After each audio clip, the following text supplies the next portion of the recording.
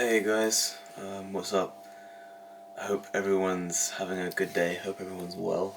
Um, I think this will be a relatively short video, but I'm not sure.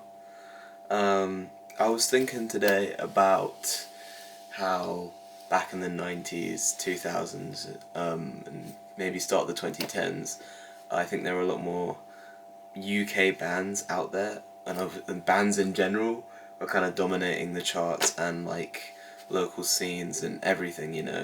Um, like when I was in secondary school, which was high school for um, any Americans, Canadians watching, and anyone else who went to high school, um, I just started listening to Nirvana and The Strokes, and um, I was being exposed to a lot of like 90s grunge, indie rock bands. Probably heard Pavement as well and all those other bands from America. And then obviously in the 90s, maybe 2000s, I don't know enough about them, but you had the obviously Britpop thing with Blur and Oasis. And even before that in the 90s, leading on to the 2000s, like Shoegaze, My Bloody Valentine, Slowdive, all these different bands that were making an impact on the various scenes in underground music, or even just music in general.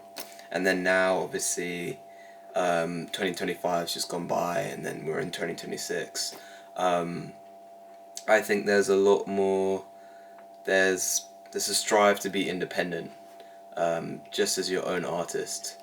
Like I can't really think of that many bands anymore that are new, that are making like um, I don't want to say their own music, but music with a twist maybe, or have like a different sound to everyone else. Like back in the day, 2000s. Even though I was a kid, I was born in 2006. The bands that came out of that decade all had their own kind of unique sound, borrowed from other bands and other sounds, but they made it.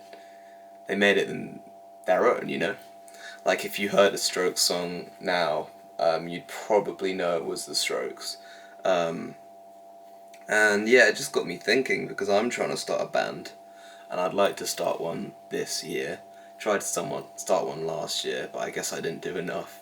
Um, I guess yeah, artists nowadays are encouraged to take a more independent path because you have to be your own kind of producer, promoter, manager, like um, you have to do all the marketing sometimes on social media. You have to learn a whole other side of the industry and that business.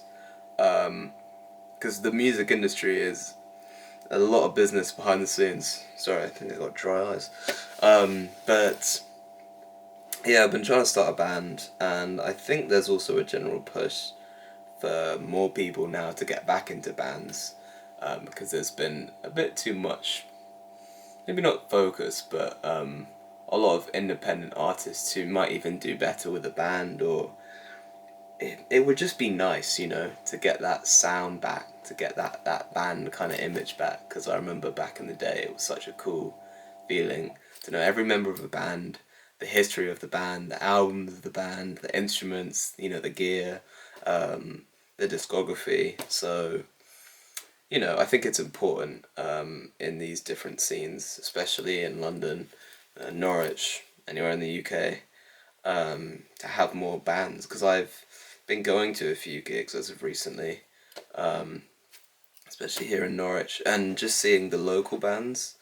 I mean, they're fucking amazing, like genuinely fucking amazing, and just seeing that, I've got a bit more hope because I don't go to gigs quite often. That's probably why I have been unsuccessful in starting the band, but um, something I strive for in the big 26, which I might have mentioned already, but yeah.